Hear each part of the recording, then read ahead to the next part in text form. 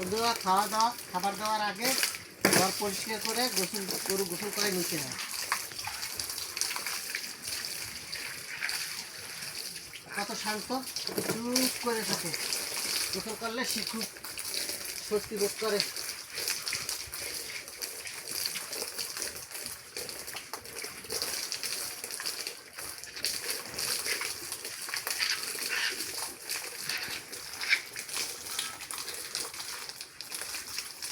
এরকম বললাম সারাক্ষণ বসিয়ে পরিষ্কার করলো, সে কিছু বলে না, লাঠি দেয় না।